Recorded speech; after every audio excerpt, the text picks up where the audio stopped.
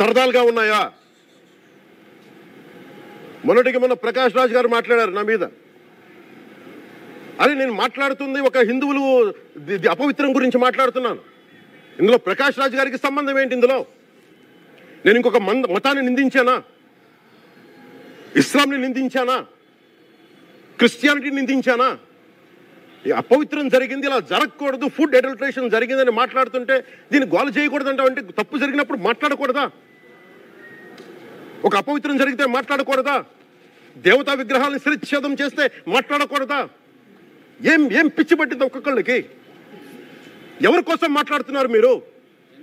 ప్రకాష్ రాజ్ కూడా చెప్తా ఉన్నాను, నాకు మీరంటే గౌరవం. I have extreme respect for you. కానీ when it comes to secularism, Prakash Raj గారు, it's a two-way, not one. I have extreme respect for you. You know that. మీరు secularism is all, it is not way. హిందువుల మీద దాడినప్పుడు వచ్చి మాట్లాడడం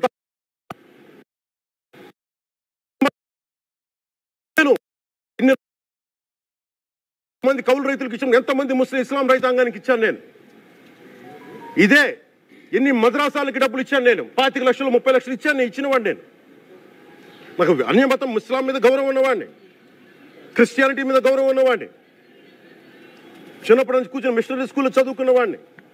నా teacher చెప్పిన సూక్తి, తను తగ్గించుకున్నవాడు హెచ్చింపబడినని చెప్పి బైబుల్ సూక్తిని ప్రతిసారి కోట్ చేస్తూనే ఉంటాను. ఇది నా గౌరవం, ఇది నేను చూపించే గౌరవం. మీరు మాట్లాడితే కూర్చొని నేను పాటించే ధర్మానికి అపవిత్రం జరిగినప్పుడు నేను మాట్లాడకూడదు, మౌనంగా ఉండాలి. సెక్యులరిజంకి విఘాతం అంటే ఏంటి? సెక్యులరిజంకి విఘాతం నా ఇంటి మీద దాడి జరిగినప్పుడు నేను మాట్లాడకూడదా? నా ఇల్లు 10 మందికి ఆశ్రయం ఇస్తుంది. నా సనాతన ధర్మం అన్ని ధర్మాలకి ఆశ్రయం అయితే దానికి దాడి జరిగినప్పుడు, దాని మీద అపవిత్రం జరిగినప్పుడు దానికి కూడా మాట్లాడకూడదంటే ఏం మాట్లాడాలి మీతోటి? ప్రకాష్ రాజ్ గారు, you have to learn your lessons. I respect you. It's not just Prakash Raj Garu, all the people who thinks in the name of secularism, you're going haywire. Let me tell you guys, we are extremely hurt. Don't make a mockery out of our sentiments. We are deeply, deeply hurt. It's not fun for you, maybe it might be fun for you. It is not fun for us. It's a deep anguish, deep pain. Don't you ever forget.